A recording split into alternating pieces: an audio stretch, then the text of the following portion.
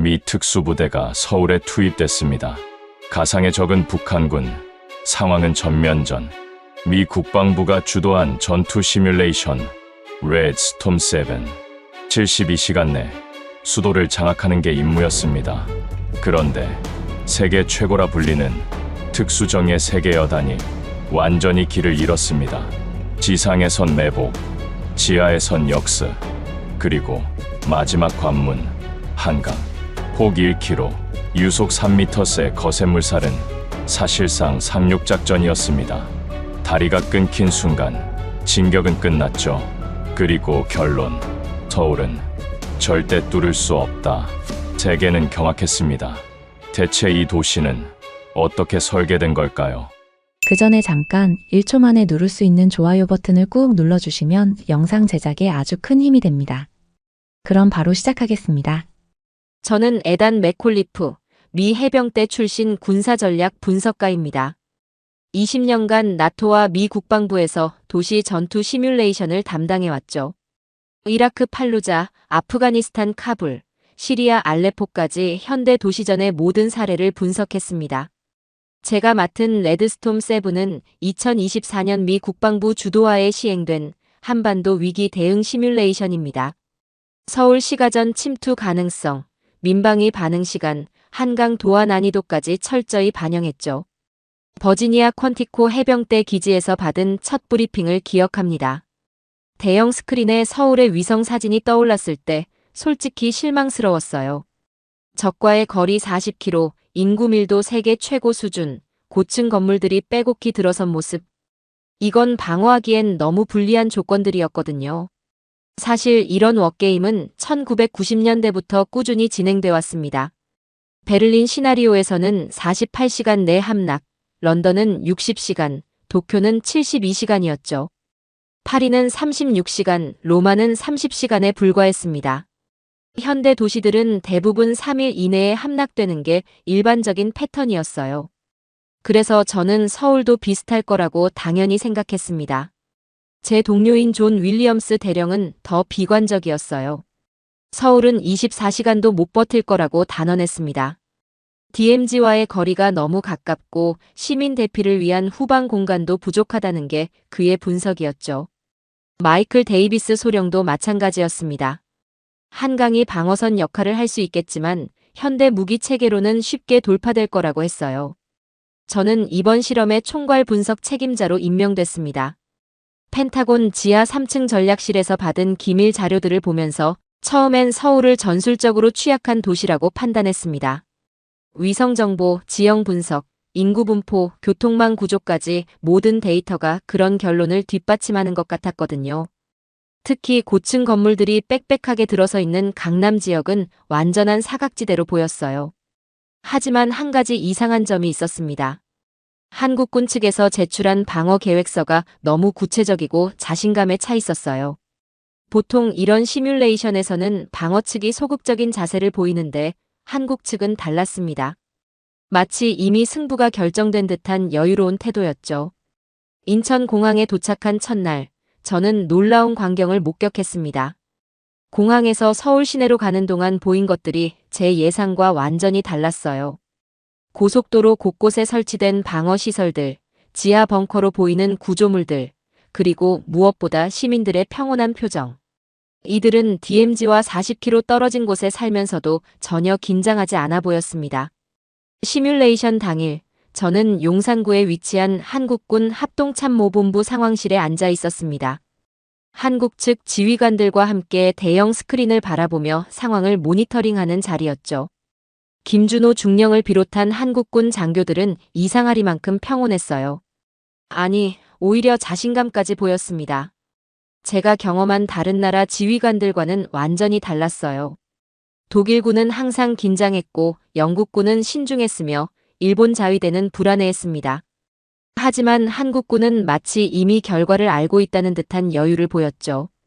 그때까지만 해도 저는 그것이 근거 없는 자신감이라고 생각했습니다. 김준호 중령이 제게 커피를 건네주며 말했어요.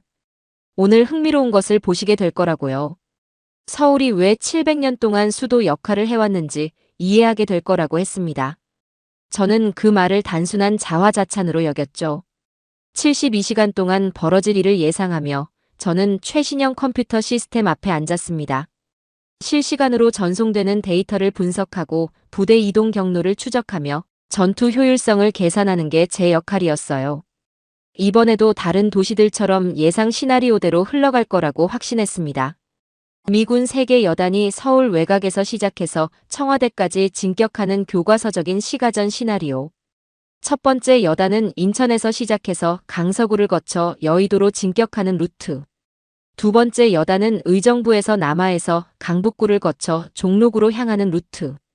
세 번째 여단은 성남에서 시작해서 강남구를 거쳐 한강을 건너는 루트. 모든 계획이 완벽해 보였습니다. 하지만 시뮬레이션이 시작되고 첫 6시간 만에 모든 계획이 틀어지기 시작했습니다. 컴퓨터 화면에 나타나는 데이터들이 제 예상과 전혀 다른 패턴을 보였어요. 부대 이동 속도가 예상보다 70% 느렸고 통신 두절 빈도가 300% 높았습니다. 무엇보다 시민 대피 속도가 예상보다 500% 빨랐어요. 그때부터 저는 뭔가 이상하다는 것을 느끼기 시작했습니다. 지금까지 분석해본 어떤 도시와도 다른 패턴이었거든요. 서울에는 제가 모르는 무언가가 있었습니다. 그것이 무엇인지 알아내는 것이 앞으로 72시간 동안 제가 해야 할 일이었죠. 정예 해병 3개 여단이 서울 외곽으로 진입한 순간부터 상황이 완전히 틀어졌습니다. 첫 번째 여단이 김포공항 인근에서 시작해서 강서구로 진입하려는 순간 GPS 신호가 불안정해지기 시작했어요. 고층 아파트 단지들이 빼곡하게 서 있는 모습이 위성에서는 단순해 보였지만 실제로는 완전히 달랐습니다.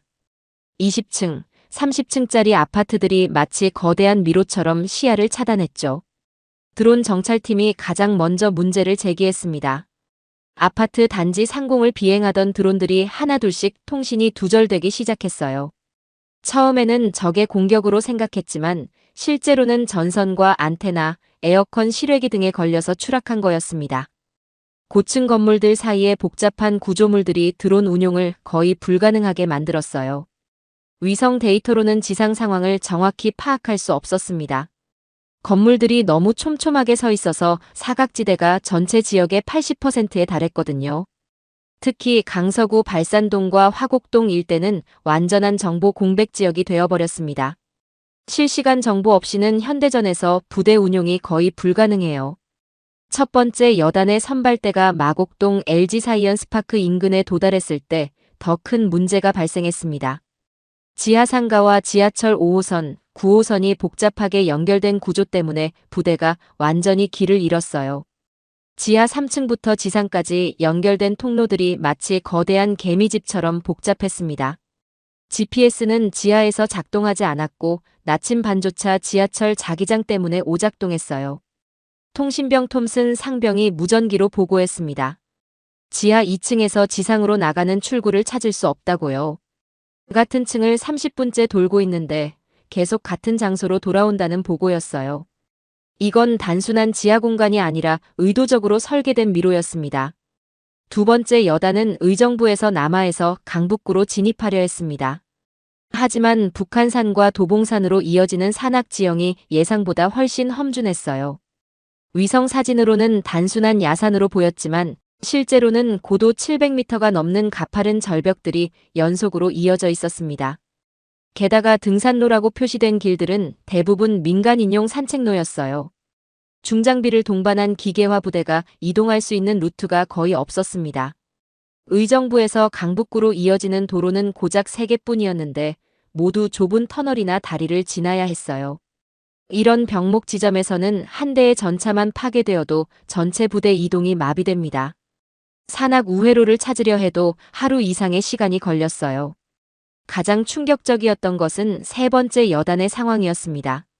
성남에서 시작해서 강남구로 진입한 부대가 완전히 미로에 빠져버렸어요. 강남역, 역삼역, 선릉역 일대의 지하 공간이 상상을 초월하는 복잡함을 보여줬습니다. 지하 1층부터 4층까지 총 연장 15km에 달하는 지하상가와 지하철 통로들이 거미줄처럼 연결되어 있었어요. 로버트 존슨 대위가 보고한 내용이 인상적이었습니다. 강남역 지하에서 2시간 동안 헤맸는데 같은 곳을 계속 돌고 있다는 거였어요. 출구라고 생각하고 나가보면 다른 지하철역이었고 지상으로 올라가려 하면 또 다른 지하층으로 연결됐다는 겁니다. 현지 가이드 없이는 절대 빠져나올 수 없는 구조였어요. 더욱 놀라운 것은 한강 도하 작전이었습니다. 한강의 폭이 평균 1km에 달하고 유속이 초당 3m나 됐어요. 게다가 수심이 평균 8m, 최대 15m까지 나와서 일반적인 도강 장비로는 건널 수 없었습니다. 이건 단순한 강 건너기가 아니라 완전한 상륙작전이었죠. 한강에 놓인 교량들은 총 27개였는데 시뮬레이션 설정상 모두 폭파된 상황이었어요. 가장 가까운 다리까지의 거리가 평균 2km였는데 우회하려면 최소 30분 이상의 시간이 필요했습니다. 부교를 설치하려 해도 한강의 빠른 유속과 넓은 폭 때문에 최소 6시간이 걸렸어요. 공병대 소속 마크 윌슨 중사가 절망적인 보고를 했습니다. 한강 도하는 현재 장비로는 불가능하다는 거였어요. 강폭이 너무 넓고 유속이 너무 빨라서 상륙함이나 헬기 없이는 건널 수 없다고 했습니다. 하지만 도심 한복판에서 상륙함을 운용하는 것도 현실적으로 불가능했어요. 가장 예상치 못했던 것은 시민들의 반응이었습니다. 민방위 경보가 울리자마자 모든 시민들이 질서정연하게 대피하기 시작했어요. 패닉 상태가 되어서 교통이 마비될 거라고 예상했는데 완전히 반대 현상이 일어났습니다. 오히려 평상시보다 더 체계적으로 움직였어요. 지하철역마다 배치된 민방위 요원들이 승객들을 안내하고 있었습니다. 버스 기사들은 정해진 대피 경로를 따라 시민들을 대피소로 수송했어요. 심지어 택시 기사들까지 자발적으로 대피 작업에 참여하고 있었습니다. 이런 모습은 제가 지금까지 경험한 어떤 도시에서도 본 적이 없었어요. 12시간이 지나자 세 개 여단 모두 진격이 완전히 멈췄습니다. 첫 번째 여단은 강서구 지하상가에서 길을 잃고 헤매고 있었어요. 두 번째 여단은 북한산 자락에서 우회로를 찾지 못해 발목이 잡혔습니다. 세 번째 여단은 강남 지하공간에서 완전히 고립된 상태였죠. 상황실의 분위기가 점점 무거워졌습니다. 시뮬레이션 시작 전 자신만만했던 미군 지휘관들의 표정이 어두워졌어요. 제임스 스미스 장군은 이런 상황을 처음 본다며 당황스러워했습니다. 현대 도시전에서 이 정도로 부대가 무력화된 사례가 없었거든요. 반면 한국 측 지휘관들은 여전히 침착했습니다. 김준호 중령을 비롯한 한국군 장교들이 예상했던 상황인 듯 보였어요. 그들이 왜 그렇게 자신 있었는지 이제야 조금씩 이해가 되기 시작했습니다. 서울은 단순한 도시가 아니라 거대한 요새였어요. 컴퓨터 시뮬레이션상으로는 24시간 내 강남 일대를 장악할 예정이었습니다. 하지만 현실은 정반대였어요. 24시간이 지났는데도 세계 여단 중 어느 곳도 목표 지점에 도달하지 못했습니다. 이건 단순한 지연이 아니라 완전한 작전 실패였죠. 더 충격적인 것은 시민들의 대응이었습니다. 전쟁 상황에서 패닉에 빠져야 정상인데 오히려 더 조직적으로 움직이고 있었어요. 대피소로 향하는 시민들의 행렬이 질서정연했고 교통체증도 최소화됐습니다. 이런 광경은 제가 분석한 어떤 도시에서도 볼 수 없었던 현상이었어요. 그때부터 저는 무언가 근본적으로 잘못 이해하고 있었다는 것을 깨닫기 시작했습니다. 서울은 제가 지금까지 분석해온 다른 도시들과는 완전히 다른 존재였어요. 단순히 건물과 도로로 이루어진 공간이 아니라 살아 움직이는 유기체 같았습니다. 그리고 그 중심에는 뭔가 특별한 힘이 있었죠. 24시간이 지나면서 저는 시뮬레이션을 일시 중단하고 한국 측 담당자들과 직접 대화를 나눠보기로 했습니다. 제임스 스미스 장군도 현재 상황에 대해 명확한 해답이 필요하다고 동의했어요. 이런 수준의 방어 효과는 단순한 우연이나 행운으로 설명할 수 없었거든요. 분명히 우리가 놓치고 있는 핵심적인 요소가 있었습니다. 김준호 중령이 저를 서울 시내로 안내해주겠다고 제안했습니다. 그분은 서울에서 태어나고 자란 토박이로 이 도시의 모든 구석구석을 꿰고 있는 분이었죠. 육군사관학교를 졸업하고 20년간 도시 방어 전략을 연구해온 전문가이기도 했어요. 김준호 중령의 안내로 서울을 직접 체험해보는 것이 답을 찾는 지름길이라고 생각했습니다. 첫 번째로 향한 곳은 여의도였습니다. 한강 한복판에 위치한 이 섬 같은 지역이 어떤 전략적 의미를 갖는지 궁금했어요. 김준호 중령이 설명해 주길 여의도는 서울의 심장부 역할을 한다고 했습니다. 국회의사당, 금융기관, 방송국들이 집중되어 있어서 이곳을 장악하는 것이 곧 서울 점령의 핵심이라는 거였죠. 여의도 한강공원에서 바라본 풍경이 인상적이었습니다. 북쪽으로는 마포구와 용산구, 남쪽으로는 영등포구와 동작구가 보였어요. 한강이 자연스럽게 방어선 역할을 하면서도 동시에 서울을 하나로 연결하는 생명선 구실을 하고 있었습니다. 이런 지형적 특성은 다른 도시에서는 찾아볼 수 없는 독특한 구조였어요. 김준호 중령이 말했습니다. 서울은 단순히 방어를 위해 설계된 도시가 아니라고요. 자연스럽게 방어 체계가 만들어진 도시라고 했습니다. 600년 전 조선 왕조가 이곳을 수도로 정한 이유도 바로 이런 지형적 장점 때문이었다는 설명이었어요. 한강, 산, 지하 공간, 모든 것이 유기적으로 연결되어 있다는 김준호 중령의 말이 점점 이해되기 시작했습니다. 단순히 개별적인 방어 요소들이 아니라 하나의 거대한 시스템으로 작동하고 있었던 거예요. 마치 살아있는 생명체의 면역 시스템처럼 말이죠. 그분과 함께 한강변을 걸으면서 더욱 놀라운 사실들을 알게 됐습니다. 이 강은 단순한 자연 장벽이 아니었어요. 서울 시민들에게는 삶의 터전이자 동시에 최후의 방어선이었습니다. 6.25 전쟁 때도 한강에서 북한군의 남진을 6일간 막아냈다고 하더군요. 김준호 중령이 들려준 역사적 사실이 충격적이었습니다. 1950년 6월 28일 새벽 한강다리가 폭파됐을 때의 상황을 자세히 설명해 주셨어요. 시민들이 패닉에 빠지기는커녕 오히려 더 조직적으로 대피했다는 거였습니다. 나룻배와 뗏목을 이용해서 질서정연하게 강을 건넜다고 하더군요. 한강 상암대교 근처에서 만난 시민들과의 대화도 인상적이었어요. 조깅을 하던 50대 김성호 씨가 말씀하시길 자신은 어려서부터 한강에서 놀며 자랐다고 했습니다. 강의 깊이, 유속, 계절별 변화까지 모두 체감으로 알고 있다는 거였어요. 이런 시민들이 유사시에 어떤 역할을 할 수 있을지 상상해 보라고 하시더군요. 다음으로 향한 곳은 지하철역이었습니다. 김준호 중령이 저를 2호선 강남역으로 데려갔는데 지하 공간의 복잡함에 다시 한번 놀랐어요.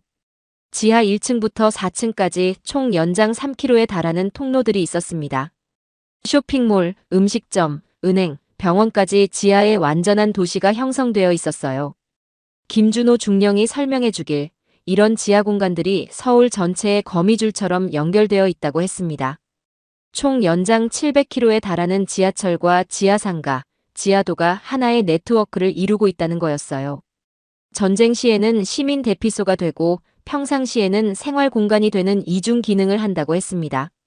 지하 3층에서 만난 상점 운영자 박미영 씨의 말이 인상적이었어요. 자신은 이 지하 상가에서 15년째 일하고 있는데 눈 감고도 모든 통로를 찾아갈 수 있다고 하시더군요. 비상시에는 이런 분들이 시민들을 안전하게 대피시키는 안내원 역할을 한다는 거였습니다. 남산타워에 올라가서 서울 전체를 내려다본 순간이 가장 경이로웠습니다. 고층 건물들이 무질서하게 서 있는 게 아니라 나름의 질서가 있었어요. 강남과 강북을 나누는 한강, 동서남북을 둘러싼 산들, 그리고 그 사이를 채운 건물들. 이 모든 것이 하나의 거대한 요새를 이루고 있었습니다. 김준호 중령이 남산 정상에서 들려준 이야기가 가슴에 와닿았습니다. 조선시대부터 이 자리는 서울을 지키는 막루 역할을 했다고 해요. 임진왜란 때도 일제강점기에도 6.25 전쟁 때도 이곳에서 적의 동향을 살폈다는 거였습니다. 남산은 단순한 관광지가 아니라 서울 방어의 상징적 거점이었어요. 360도 파노라마로 보이는 서울의 모습에서 또 다른 특징을 발견했습니다.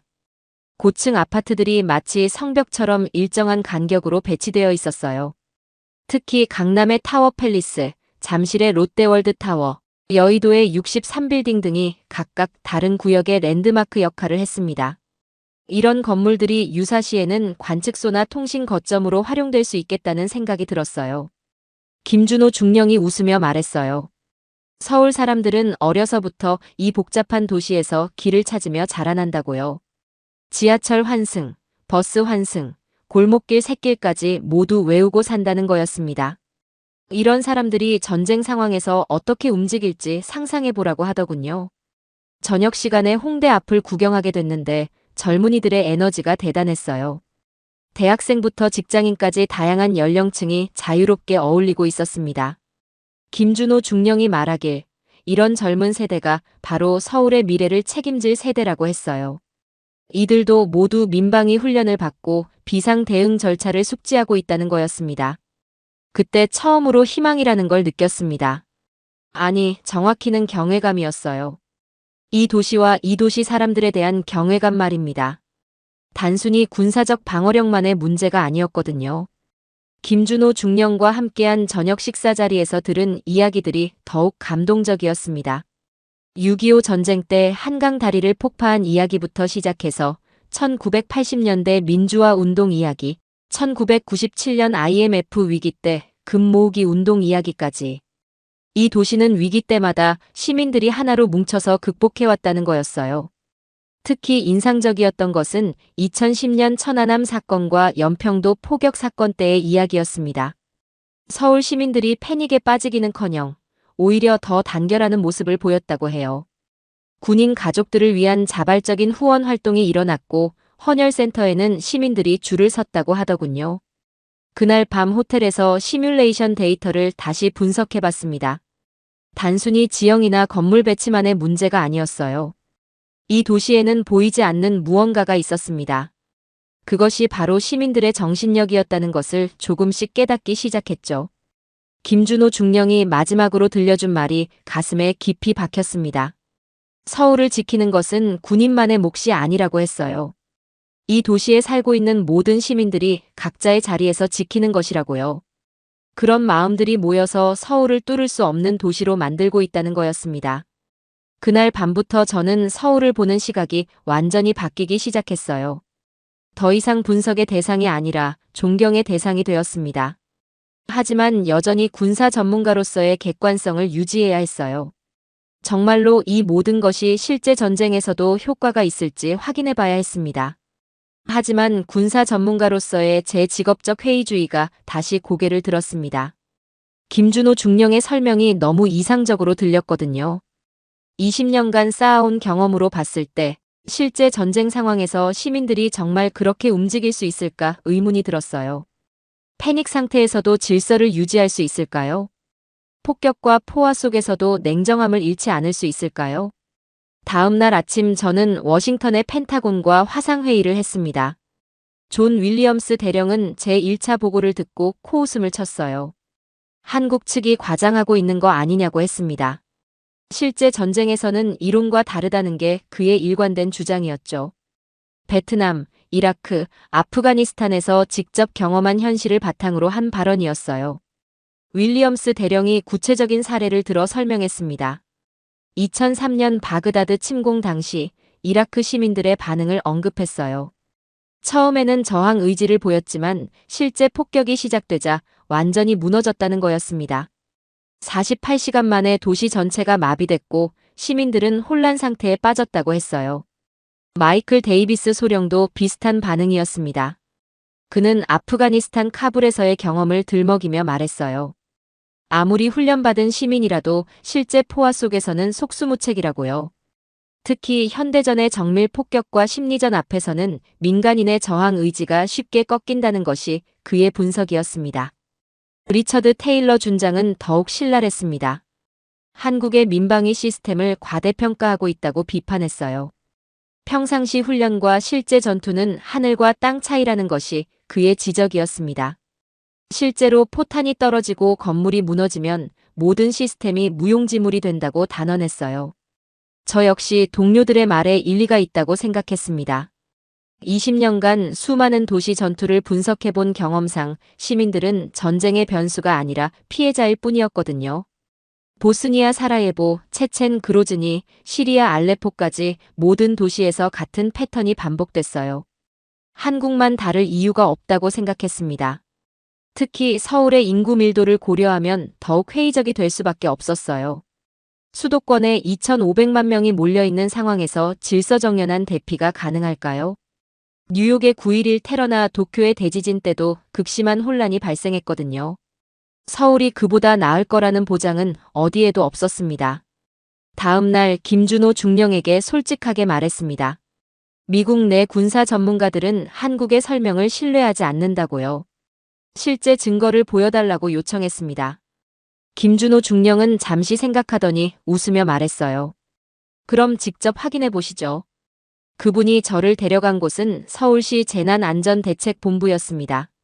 지하 5층에 위치한 이 시설은 전쟁이나 대규모 재해 시 서울시 전체를 통제하는 핵심 기관이었어요. 24시간 3교대로 운영되는 이곳에서는 실시간으로 서울 전역의 상황을 모니터링하고 있었습니다. 상황실 벽면에 설치된 100여 개의 모니터가 압도적이었어요. CCTV, 교통 상황, 지하철 운행, 병원 가동률, 전력 공급 상태까지 모든 정보가 실시간으로 표시됐습니다. 이런 시설은 뉴욕이나 런던에서도 본 적이 없는 수준이었어요. 하지만 저는 여전히 회의적이었습니다. 박성민 과장이라는 분이 시설을 안내해 주셨는데 그분의 설명이 상당히 구체적이었어요. 서울시 전체가 25개 구로 나뉘어 있고 각 구마다 독립적인 재난 대응 체계를 갖추고 있다고 했습니다. 구청, 동주민센터, 아파트 단지까지 3단계 지휘 체계로 연결되어 있다는 거였죠. 하지만 제가 궁금한 것은 시스템이 아니라 사람들의 반응이었습니다. 실제 위기 상황에서 시민들이 정말 이런 시스템을 믿고 따를 수 있을까요? 박성민 과장은 제 의구심을 이해한다며 과거 사례를 들어 설명해 주셨어요. 2014년 세월호 참사 당시의 상황을 언급하셨습니다. 서울 시민들이 자발적으로 분향소를 설치하고 헌화 행렬에 참여했다고 해요. 정부가 지시한 것이 아니라 시민들이 스스로 조직한 일이었다는 거였습니다. 하지만 저는 이것도 평상시 상황이라고 생각했어요. 2015년 메르스 사태 때의 이야기도 들려주셨습니다. 서울 시내 병원들이 격리 조치를 받았을 때 시민들이 패닉에 빠지지 않고 정부 지침을 따랐다고 해요. 대중교통 이용률이 급감했지만 사회 시스템은 정상적으로 유지됐다는 거였습니다. 하지만 이것도 질병과 전쟁은 완전히 다른 문제라고 생각했어요. 김준호 중령이 제 표정을 보더니 또 다른 곳으로 데려갔습니다. 바로 6.25 전쟁 기념관이었어요. 여기서 본 자료들이 제게는 상당히 충격적이었습니다. 1950년 6월 25일부터 28일까지 서울 시민들의 대피 상황이 상세히 기록되어 있었거든요. 3일 만에 100만 명이 한강 이남으로 대피했다는 기록이 있더군요. 그것도 지금처럼 교통수단이 발달하지 않았던 시절의 말이에요. 당시 서울 인구가 150만 명이었으니 3분의 2가 질서정연하게 대피한 셈이었습니다. 하지만 저는 여전히 회의적이었어요. 70년 전 이야기가 지금과 무슨 상관이냐고 생각했습니다. 현대전은 완전히 다르거든요. 정밀 유도 미사일, 전자전, 사이버 공격까지 복합적으로 이루어지는 게 현대전입니다. 70년 전의 경험으로 현재를 예측할 수는 없다고 봤어요. 김준호 중령은 제 반응을 예상했다는 듯이 미소 지었습니다. 그리고 더욱 구체적인 자료를 보여주셨어요. 2010년 천안함 사건과 연평도 포격 사건 당시의 서울 시민 반응 분석 자료였습니다. 천안함 사건 발표 직후 서울 시내 분위기를 조사한 결과가 흥미로웠어요. 시민들이 패닉에 빠지기는커녕 오히려 더 차분해졌다는 내용이었습니다. 헌혈센터에는 자원봉사자들이 몰렸고 군 장병 가족들을 위한 후원금도 쏟아졌다고 해요. 연평도 포격 사건 때는 더욱 놀라웠습니다. 실제 북한에 포격이 있었는데도 서울 시민들은 동요하지 않았어요. 지하철 운행도 정상적으로 이루어졌고 학교와 직장도 평상시와 다름없이 운영됐습니다. 오히려 군에 대한 지지와 성원이 증가했다는 분석이었어요. 하지만 저는 여전히 확신하지 못했습니다. 천안함과 연평도는 국지적 사건이었거든요. 서울에 직접적인 위협이 가해진 것은 아니었어요. 만약 서울 시내에 실제로 미사일이 떨어진다면 어떨까요? 그래도 시민들이 침착함을 유지할 수 있을까요? 펜타곤 동료들과의 두 번째 화상회의에서 이런 의견을 피력했습니다. 윌리엄스 대령은 제 보고를 들으며 고개를 저었어요. 한국 측이 선전용 자료만 보여주고 있다는 게 그의 판단이었습니다. 실제 상황에서는 완전히 다를 거라고 단언했어요. 데이비스 소령도 마찬가지였습니다. 과거 사례들은 모두 제한적 상황이었다고 지적했어요. 전면전과는 비교할 수 없다는 것이 그의 주장이었습니다. 현대전의 파괴력 앞에서는 모든 민방위 시스템이 무너질 거라고 예측했어요. 테일러 준장은 더욱 신랄했습니다. 한국군이 우리를 현혹시키려 한다고 비판했어요. 실제 시뮬레이션에서 한국의 방어력을 과대평가하게 만들려는 심리전이라는 것이 그의 분석이었습니다. 저도 점점 그런 생각이 들기 시작했어요. 그날 밤 호텔에서 혼자 생각해봤습니다. 과연 김준호 중령의 설명이 진실일까요? 아니면 정말로 한국 측의 과장된 주장일까요?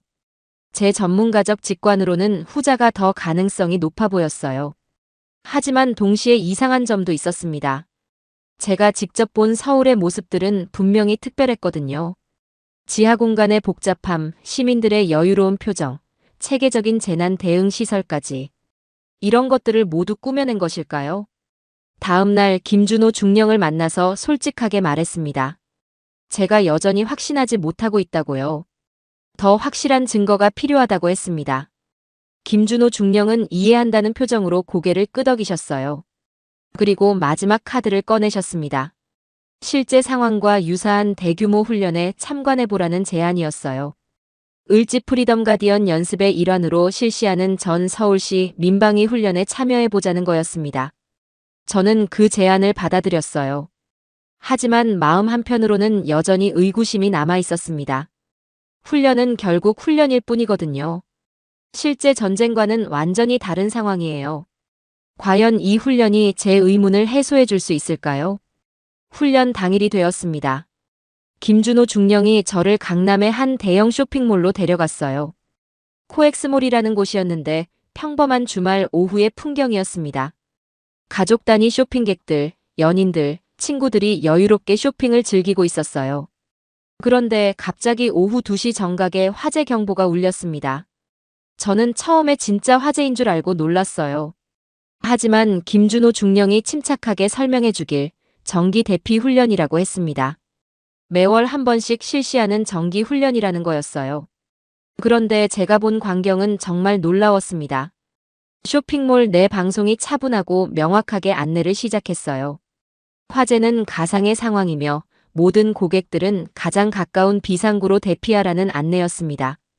그 순간부터 마치 오케스트라처럼 질서정연한 움직임이 시작됐어요. 5분도 안 되어 쇼핑몰 안의 모든 사람들이 대피를 완료했습니다. 수천 명의 사람들이 아무런 혼란 없이 움직였어요. 밀치거나 뛰는 사람은 아무도 없었습니다.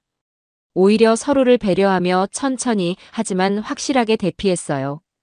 어린아이를 데리고 온 부모들은 아이 손을 잡고 침착하게 걸었고 노인분들은 젊은 사람들의 도움을 받으며 안전하게 나왔습니다. 가장 인상적이었던 것은 휠체어를 탄 분들과 유모차를 끌고 온 가족들까지 모두 안전하게 대피한 모습이었어요.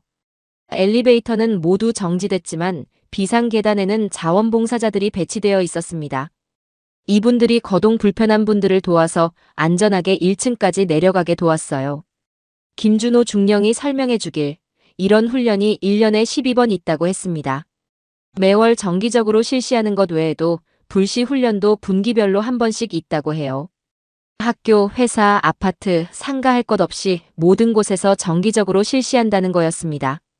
그래서 시민들이 자연스럽게 몸에 익혀져 있다는 설명이었어요. 대피가 완료된 후 쇼핑몰 밖에서 시민들과 대화를 나눠봤습니다. 30대 직장인 이민수 씨는 말했어요. 처음에는 번거롭다고 생각했는데 지금은 당연한 일상이 됐다고요. 실제 화재나 재해가 발생했을 때를 생각하면 이런 훈련이 꼭 필요하다고 생각한다고 하시더군요. 40대 주부 박순희 씨의 말이 더욱 인상적이었어요. 자녀들과 함께 이런 훈련에 참여하면서 아이들도 자연스럽게 안전의식을 갖게 됐다고 했습니다. 집에서도 화재 대피 연습을 하고 비상 배낭을 준비해 둔다고 하시더군요. 이런 것들이 가족의 안전을 지키는 기본이라고 생각한다는 거였어요. 저는 호기심이 생겨서 근처 편의점 직원에게 물어봤습니다. 정말 전쟁이 나면 어떻게 하실 거냐고요? 20대 초반으로 보이는 그 직원이 스마트폰을 꺼내서 보여주며 대답했습니다. 민방위 앱으로 알림이 오면 바로 대피소로 간다고 하더군요. 그 직원이 보여준 앱이 정말 놀라웠어요. 대피소 위치, 비상 연락망, 행동 요령까지 모든 정보가 들어 있었습니다. 심지어 GPS로 가장 가까운 대피소까지 안내해준다고 하더군요.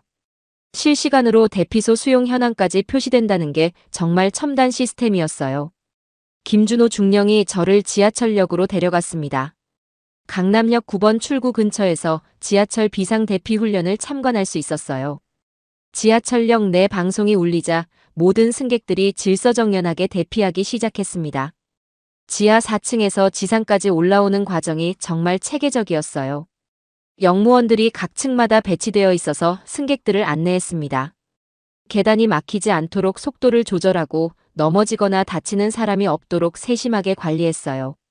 특히 러시아워 시간대임에도 불구하고 혼란이 전혀 없었습니다. 오히려 평상시보다 더 질서정연했어요. 지상으로 나온 시민들에게 물어보니 더욱 놀라운 답변들이 나왔습니다. 60대 김철수 씨는 말씀하셨어요. 자신은 6.25 전쟁을 직접 경험한 세대는 아니지만 부모님께 들은 이야기로 그 시절을 생생히 기억하고 있다고요. 그래서 이런 훈련의 중요성을 누구보다 잘 안다고 하시더군요. 50대 회사원 정미경 씨의 말도 인상적이었어요. 자신은 1980년대 학생 시절 시위를 경험했다고 했습니다. 그때 최루탄을 피해 골목길로 대피하던 경험이 지금도 도움이 된다고 하시더군요. 위기 상황에서 침착함을 유지하는 것이 얼마나 중요한지 몸소 체험했다는 거였어요. 저는 점점 놀라기 시작했습니다. 이 정도면 정말 시민들이 유사시에 체계적으로 움직일 수 있을 것 같았거든요. 하지만 여전히 한 가지 의문이 남았어요. 과연 실제 폭격과 포화 상황에서도 이런 질서가 유지될까요? 김준호 중령이 저의 마음을 읽었는지 말했습니다. 천안함 사건과 연평도 포격 사건 때도 서울 시민들은 이보다 더 침착했다고요. 오히려 위기 상황일수록 더 단결하는 모습을 보였다고 했습니다. 그 말을 듣고 저는 뭔가 다른 것을 느끼기 시작했어요. 다음으로 향한 곳은 한 대형 아파트 단지였습니다. 잠실의 레미안 아파트였는데 3,000세대가 거주하는 거대한 단지였어요. 여기서도 정기적인 대피 훈련이 진행되고 있었습니다. 아파트 자체가 하나의 작은 도시 같았어요. 아파트 관리사무소 직원이 설명해 주길 매월 둘째 주 토요일에 정기 훈련을 실시한다고 했습니다. 전체 3,000세대 중 평균 85% 이상이 참여한다고 해요. 어린아이부터 노인분들까지 모든 연령층이 함께 참여한다는 거였습니다. 훈련이 시작되자 아파트 곳곳에서 주민들이 나타나기 시작했어요. 엘리베이터는 모두 정지되고 비상계단을 통해서만 대피가 가능했습니다.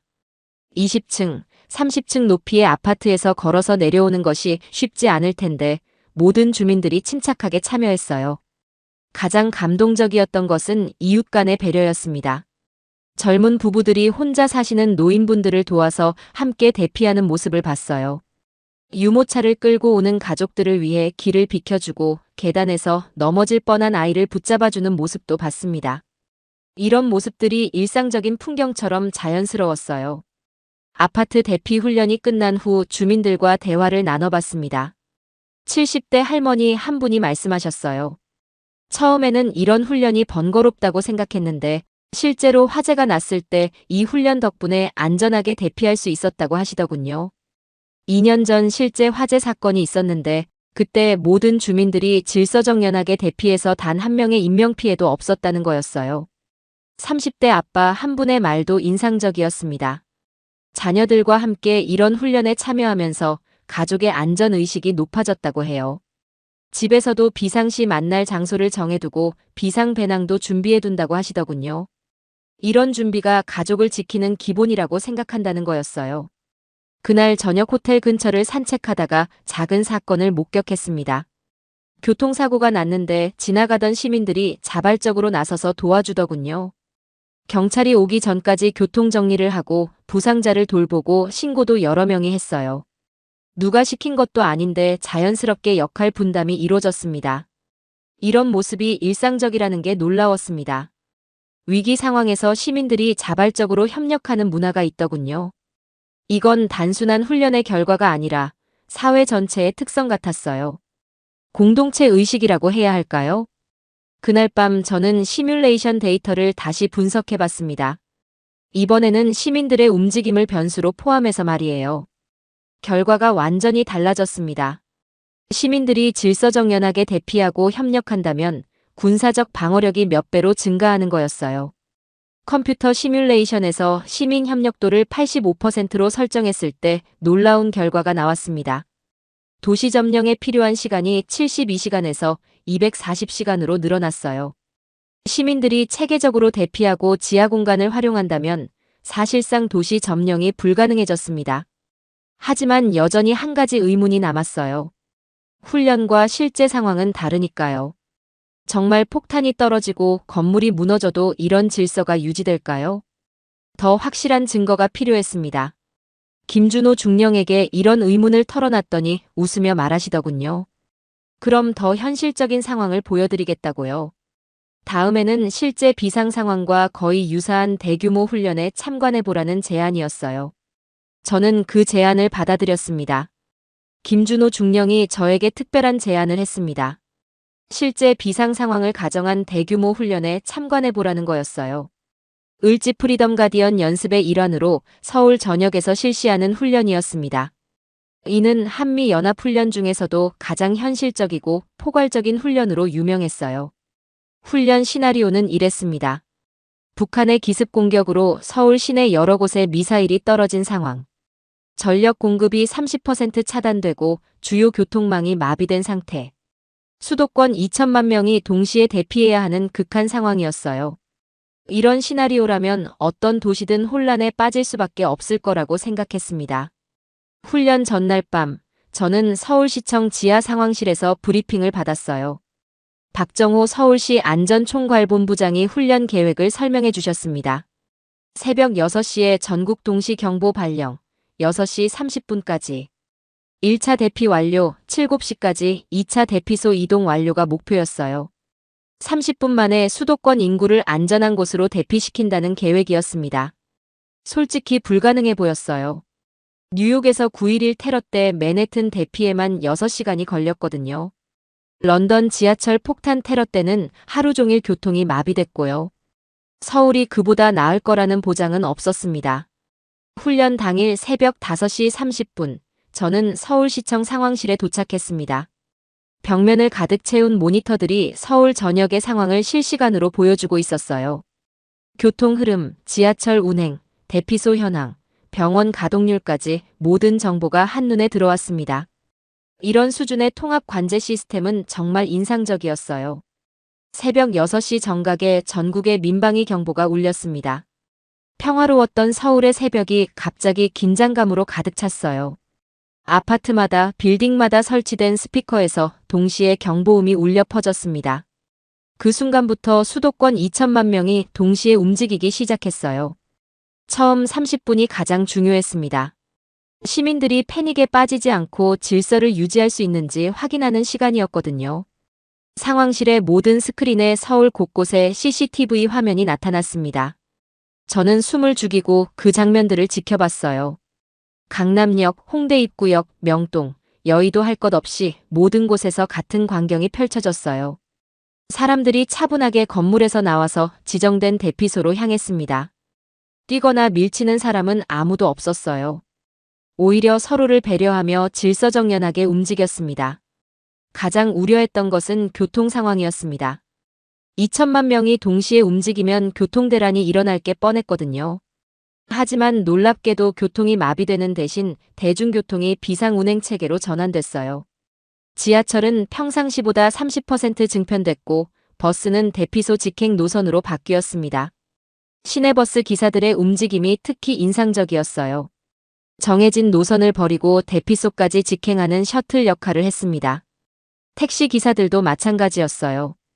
요금을 받지 않고 시민들을 가장 가까운 대피소까지 무료로 태워다 줬습니다. 가장 놀라운 건 지하철 상황이었습니다. 서울 지하철 1호선부터 9호선까지 모든 노선이 운행을 중단하고 승객들을 가장 가까운 대피소로 안내했어요. 러시아워 시간대임에도 불구하고 수십만 명의 승객들이 아무런 혼란 없이 질서정연하게 대피했습니다. 지하 4층에서 지상까지 올라오는 과정이 마치 훈련된 군대처럼 체계적이었어요. 상황실에서 실시간으로 보는 숫자들이 믿기지 않았습니다. 6시 15분 기준으로 1차 대피율이 73%에 달했어요. 15분 만에 수도권 인구의 73%가 안전한 곳으로 대피한 거였습니다. 이런 수치는 어떤 시뮬레이션에서도 나온 적이 없었어요. 하지만 진짜 시험은 1시간 후에 왔습니다. 가상의 추가 공격 상황이 발생했다는 설정이었어요. 이미 대피소에 있던 시민들이 더 안전한 지하 대피소로 이동해야 하는 상황이었습니다. 이때가 가장 위험한 순간이었어요.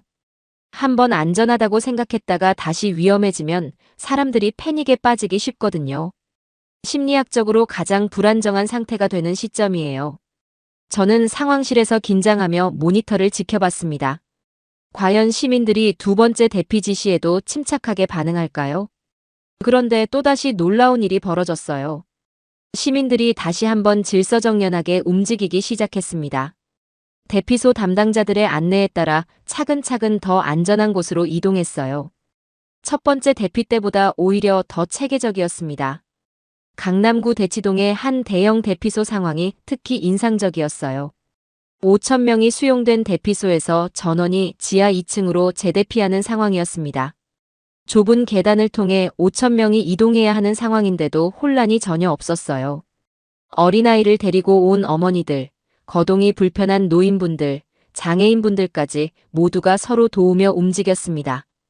특히 감동적이었던 것은 자원봉사자들의 모습이었어요. 대학생부터 퇴직한 어르신들까지 다양한 연령대의 시민들이 자발적으로 나서서 도움이 필요한 분들을 도왔습니다. 휠체어를 밀어주고 유모차를 들어주고 짐을 대신 들어주는 모습들. 이런 모습을 보니 정말 감동적이었어요. 2차 대피가 진행되는 동안 저는 강북구 수유동의 한 대피소를 직접 방문해 봤습니다.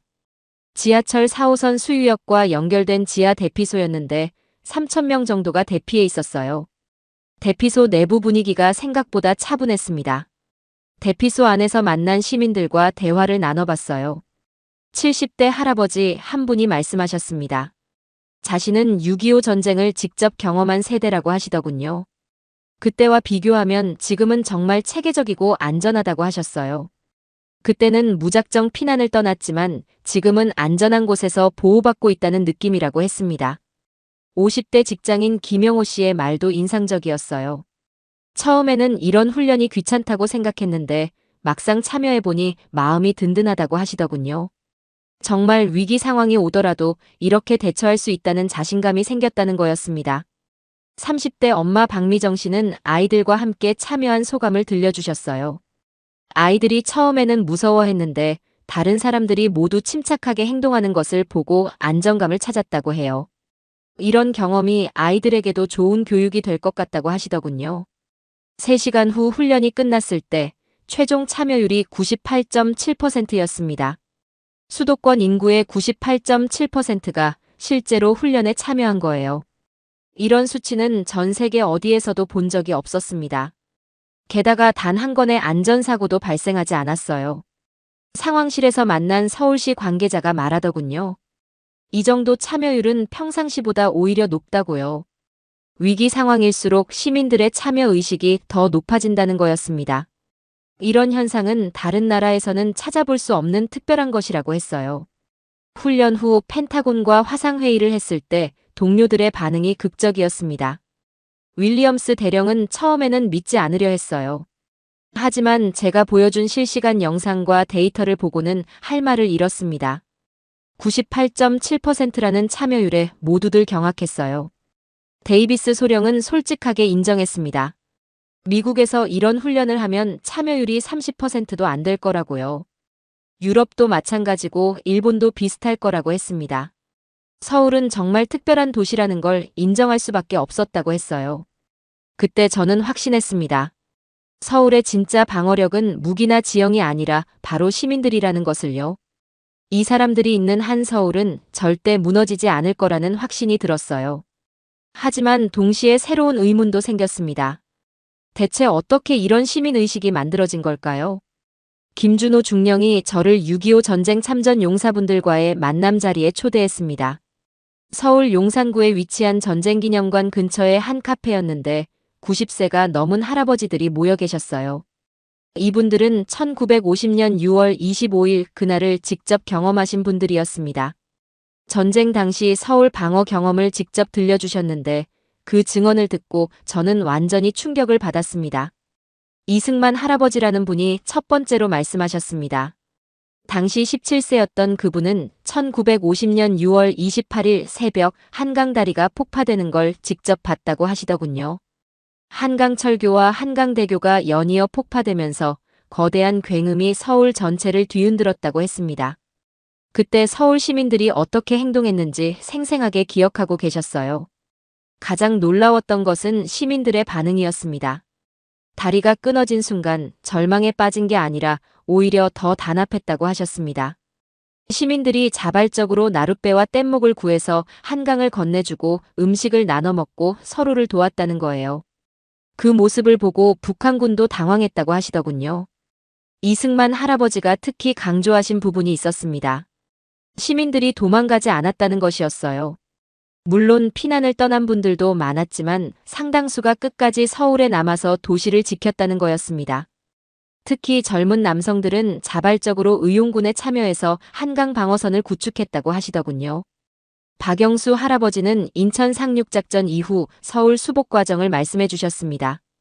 1950년 9월 28일 유엔군이 서울로 돌아왔을 때의 상황을 생생히 기억하고 계셨어요. 시민들이 거리로 나와서 환영했다고 해요. 하지만 그 환영은 단순한 기쁨이 아니라 우리가 지켜낸 도시라는 자부심이었다고 하셨습니다. 박영수 할아버지의 증언에서 가장 인상적이었던 부분은 시민들의 역할이었어요. 전쟁 중에도 서울의 기본 기능이 유지됐다는 거였습니다. 병원은 계속 운영됐고 학교도 임시로나마 수업을 계속했다고 해요. 심지어 신문사들도 임시 인쇄소를 만들어서 신문을 발행했다는 거였습니다. 김철호 할아버지의 말씀이 가장 감동적이었습니다. 당시 15세였던 그분은 전쟁 중에도 서울 시민들은 도망가지 않았다고 하시더군요. 떠날 수 있는 사람들도 많았지만 대부분 끝까지 남아서 도시를 지켰다는 거예요. 특히 한강 방어선에서 6일간 버틴 것이 결정적이었다고 하셨습니다. 김철호 할아버지가 들려준 구체적인 사례가 놀라웠어요. 한강 방어선에서 시민들이 직접 참여한 이야기였습니다. 남성들은 방어진지 구축에 참여했고 여성들은 부상병 치료와 급식 준비를 담당했다고 해요. 심지어 중고등학생들도 통신병이나 연락병 역할을 했다는 거였습니다. 세 분의 증언을 들으면서 저는 한 가지 공통점을 발견했습니다. 전쟁 중에도 서울 시민들이 질서를 유지했다는 것이었어요. 혼란과 공포 속에서도 서로를 돕고 역할을 분담하고 공동체를 유지했다는 거였습니다. 이런 모습은 제가 분석한 다른 도시들과는 완전히 달랐어요. 그분들의 증언을 들으면서 저는 깨달았습니다. 서울의 방어 정신은 70년 전부터 시작된 게 아니라 더 오래된 역사를 가지고 있다는 것을요. 조선시대부터 이 도시는 수많은 침입을 막아낸 역사가 있었거든요. 임진왜란, 정유재란, 정묘호란, 정유재란까지 말이에요. 김준호 중령이 추가로 설명해 주신 역사적 사실들이 충격적이었습니다. 조선시대 서울 성곽 건설 과정에서도 시민들의 참여가 있었다고 해요. 한양도성을 쌓을 때 전국에서 부역에 참여했는데 자발적으로 참여한 사람들도 많았다는 거였습니다. 도성을 지키는 것이 곧 자신들의 삶을 지키는 것이라는 인식이 있었다고 했어요. 다음 날 저는 펜타곤의 최종 보고서를 제출했습니다. 제목은 서울 디언브리처블 시티였어요. 서울은 군사적으로 함락시킬 수 없는 도시라는 결론이었습니다. 이 보고서를 작성하면서 제 자신도 놀랐어요. 보고서에 포함된 핵심 내용들을 정리해보면 이랬습니다. 첫째, 지형적 우수성. 한강과 산으로 둘러싸인 천연 요새의 효과가 현대전에서도 여전히 유효했어요. 둘째, 도시 구조의 복잡성. 지하 공간과 고층 건물의 3차원적 방어망이 현대 무기 체계를 무력화시켰습니다. 셋째, 시민 방어 시스템의 완성도. 98.7%의 참여율과 체계적인 대피 시스템은 전 세계 어디에서도 찾아볼 수 없는 수준이었어요. 하지만 가장 중요한 것은 네 번째였습니다. 시민들의 정신력과 공동체 의식. 이것이야말로 서울을 뚫을 수 없게 만드는 진짜 이유였어요. 보고서에 포함된 구체적인 데이터들이 놀라웠습니다. 시민 협력도를 85%로 가정했을 때 도시 점령 성공률이 0.2%까지 떨어졌어요.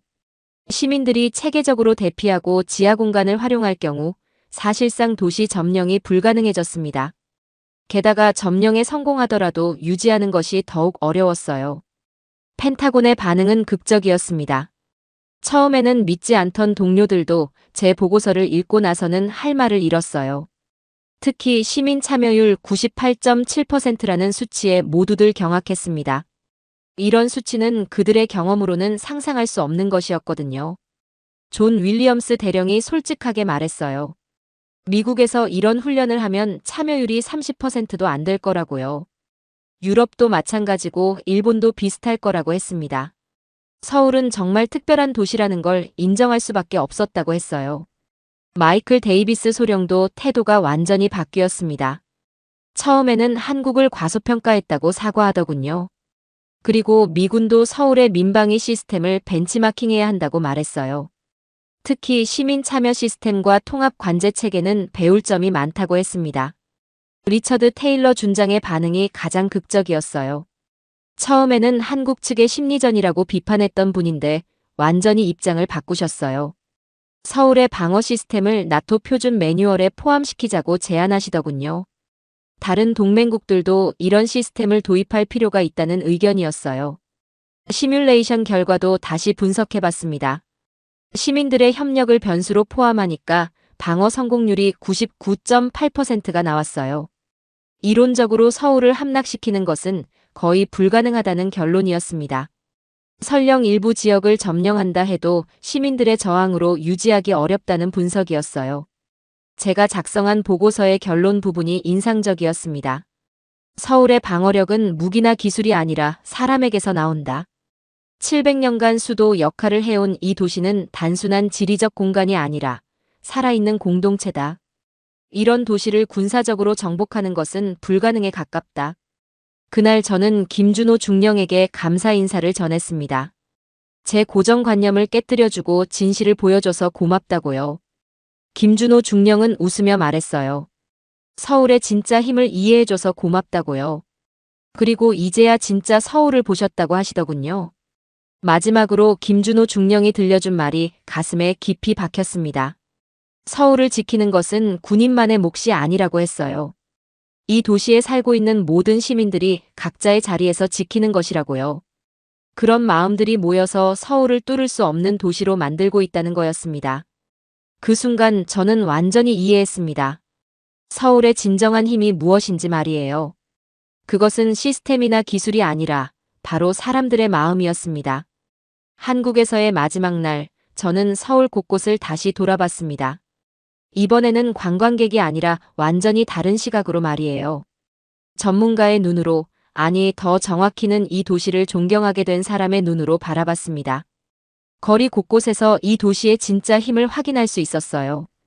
지하철역마다 비치된 방독면과 응급처치 키트들을 다시 봤습니다. 처음 봤을 때는 단순한 비상장비라고 생각했는데 이제는 달랐어요. 이 모든 것들이 시민들의 안전을 위한 세심한 배려라는 것을 알게 됐거든요. 건물마다 부착된 대피소 안내 표지판들도 마찬가지였습니다.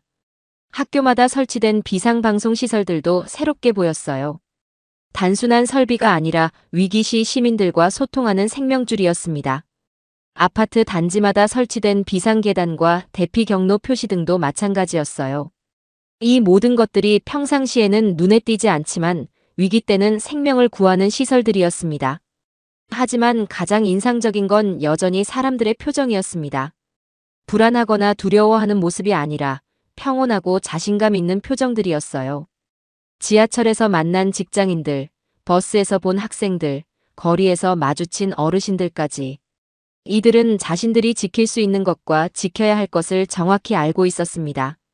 한강공원에서 조깅하는 시민들을 보면서 생각했어요. 이분들에게 한강은 단순한 운동 공간이 아니겠구나. 삶의 터전이자 지켜야 할 소중한 공간이겠구나. 그런 마음가짐이 있기 때문에 유사시에 이 강을 중심으로 뭉칠 수 있는 거겠구나. 명동 거리를 걸으면서도 새로운 것들을 발견했습니다. 외국인 관광객들이 많은 이곳에서도 질서정연한 모습을 볼 수 있었어요. 한국인들이 자연스럽게 외국인들을 도와주는 모습들. 길을 물어보면 친절하게 안내해주고 짐을 들어주고 사진을 찍어주는 모습들. 이런 배려하는 문화가 위기 시에도 발휘될 거라는 확신이 들었어요. 한 택시 기사분과 대화를 나눈 게 특히 기억에 남습니다. 60대 중반으로 보이는 그분이 말씀하셨어요. 자신은 6.25 전쟁 이후 태어났지만 부모님한테 들은 이야기로 그 시절을 생생히 기억하고 있다고요. 전쟁의 참혹함과 동시에 사람들이 서로 도우며 살아남은 이야기들을 들으며 자랐다고 하시더군요. 그 택시 기사분이 들려준 이야기가 인상적이었어요. 1997년 IMF 위기 때의 경험담이었습니다. 당시 온 국민이 금반지, 금목걸이를 모아서 나라 빚을 갚으려고 했던 일. 자신도 결혼 반지를 가져갔다고 하시더군요. 그때의 경험이 있기 때문에 어떤 위기가 와도 극복할 수 있다는 자신감이 있다고 했습니다. 그분이 말씀하시길 서울 사람들은 전쟁을 두려워하지 않는다고 하시더군요. 다만 준비는 철저히 한다는 거였어요. 언제든 닥칠 수 있는 위기에 대비해서 항상 마음의 준비를 하고 있다고 하셨습니다. 이런 마음가짐이 바로 서울을 지키는 힘이라고 생각했어요. 돌아가는 비행기 안에서 저는 지난 일주일을 정리해봤습니다. 처음에는 서울을 분석하러 왔다가 오히려 제가 배우고 간 것 같았어요. 군사 전문가로서 20년간 쌓아온 경험과 지식이 한순간에 뒤바뀌었습니다. 도시의 방어력이 무기나 요새가 아니라 사람에게서 나온다는 것을 깨달았거든요. 미국으로 돌아와서 저는 동료들과 대대적인 세미나를 열었습니다. 주제는 더 서울 모델, 시티즌 센터드, 디펜스 시스템이었어요. 펜타곤 지하 3층 대회의실이 가득 찰 정도로 참석자들의 반응이 뜨거웠습니다.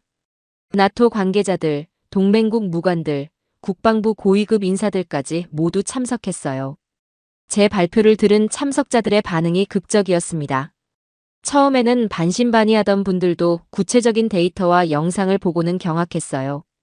특히 98.7%라는 시민 참여율에 모두들 충격을 받았습니다. 이런 수치는 서구 민주주의 국가에서는 상상할 수 없는 것이었거든요. 프랑스 국방부에서 온 장 피에르 장군이 질문했습니다. 정말 시민들이 자발적으로 참여한 것이냐고요. 정부의 강압이나 선전은 없었느냐는 질문이었어요. 저는 자신 있게 대답했습니다.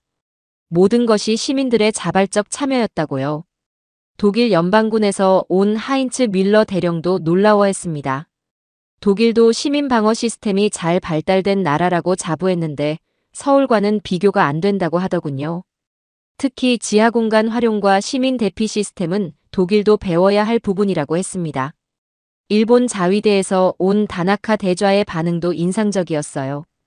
일본도 지진 대비 시민 훈련을 많이 하지만 서울만큼 체계적이지는 않다고 하더군요. 특히 시민들의 참여 의식과 공동체 정신은 일본도 배워야 할 점이라고 했습니다. 특히 나토 관계자들이 큰 관심을 보였어요. 유럽의 주요 도시들도 서울에 민방위 시스템을 도입할 수 있는지 문의가 들어왔습니다. 런던, 파리, 베를린, 로마까지 모든 주요 도시에서 벤치마킹 요청이 왔어요. 하지만 저는 쉽지 않을 거라고 솔직하게 말했습니다. 서울의 시스템은 단순히 제도나 기술의 문제가 아니라 문화와 정신의 문제였거든요. 70년간 축적된 경험과 공동체 의식, 그리고 국가에 대한 신뢰가 바탕이 되어야 하는 거였어요. 이런 것들은 하루아침에 만들어지지 않습니다. 몇 세대에 걸쳐 형성된 사회적 자본이라고 할 수 있어요. 하지만 배울 점은 분명히 있었습니다. 시민들을 방어의 주체로 인식하는 것, 평상시 훈련을 생활화하는 것, 위기 상황에서의 소통 시스템을 구축하는 것, 통합 관제 시스템을 만드는 것. 이런 요소들은 다른 나라에서도 적용할 수 있을 거라고 생각했어요. 6개월 후 저는 서울을 다시 방문했습니다. 이번에는 개인적인 여행이었어요. 김준호 중령과 함께 한강변을 산책하면서 그동안의 변화를 들었습니다. 제 보고서가 펜타곤은 물론 전 세계 군사 전문가들에게 미친 영향이 상당했다고 하더군요. 김준호 중령이 들려준 이야기가 놀라웠어요. 제 보고서가 미군의 한반도 전략에 큰 변화를 가져왔다고 했습니다. 더 이상 서울을 보호해야 할 도시가 아니라 함께 방어하는 파트너로 인식하게 됐다는 거였어요. 한미연합작전 계획에도 서울 시민의 역할이 중요하게 반영됐다고 했습니다. 또한 다른 나라들의 벤치마킹 요청도 계속 들어오고 있다고 해요. 이스라엘, 싱가포르, 대만 등 안보가 중요한 국가들에서 서울의 민방위 시스템을 배우려고 한다는 거였습니다. 심지어 미국 내 주요 도시들도 관심을 보이고 있다고 하더군요. 그날 저녁 한강공원에서 시민들이 평화롭게 산책하는 모습을 다시 봤습니다. 가족들이 돗자리를 펴고 치킨을 먹고 연인들이 데이트를 하고 노인분들이 운동을 하는 모습. 이런 일상이야말로 서울이 지키고자 하는 진짜 가치구나 싶었어요. 평범한 일상, 그것을 지키기 위해 이 모든 시스템이 존재하는 거구나. 지금 저는 미국에서 서울 모델을 연구하고 있습니다. 워싱턴 DC에 있는 전략국제문제연구소에서 아시아 안보 프로그램을 담당하고 있어요. 다른 도시들이 서울의 장점을 배울 수 있도록 돕는 일을 하고 있습니다. 하지만 언제나 강조하는 것이 있어요. 기술이나 시스템을 따라 하는 것만으로는 부족하다는 것. 가장 중요한 건 시민들의 마음가짐과 공동체 정신이라는 것. 서울은 그런 면에서 전 세계의 모범이 되는 도시라고 생각합니다. 700년간 수도 역할을 해온 이 도시의 저력은 단순히 군사적인 것이 아니었어요. 제가 쓴 논문이 하버드 케네디 스쿨의 교재로 채택됐습니다. 어번 디펜스, 인 더 21st century, 더 서울 케이스 스터디라는 제목이에요. 전 세계 미래 지도자들이 서울의 사례를 배우고 있다는 것이 뿌듯합니다. 이들이 각자의 나라로 돌아가서 더 나은 시스템을 만들 수 있기를 바라요. 마지막으로 제가 항상 하는 말이 있습니다. 서울을 지키는 것은 제도나 시스템이 아니라 사람이라는 것. 그 사람들의 마음속에 있는 공동체 정신과 서로를 지키려는 마음. 그것이야말로 어떤 무기보다 강력한 방어막이라는 것. 서울은 그것을 보여준 위대한 도시입니다. 서울은 무너지지 않았습니다. 그 이유는 무기가 아니라 사람들이 지키는 도시였기 때문입니다. 한강과 산이 만든 천연 요새, 복잡한 지하 공간과 고층 건물들의 3차원 방어망, 그리고 98.7%의 시민 참여율. 하지만 가장 강력한 방어막은 따로 있었습니다. 70년간 이어져 온 공동체 정신과 서로를 지키려는 마음. 위기 때마다 하나로 뭉쳐서 극복해온 시민들의 불굴의 의지. 그것이 바로 서울을 지키는 진짜 힘이었습니다. 전 세계 군사 전문가들이 인정한 것은 단순한 방어 시스템이 아니었어요. 살아 숨쉬는 공동체, 서로를 믿고 의지하는 시민들, 그리고 함께 만들어가는 안전한 도시. 이제 전 세계가 배우고 있습니다.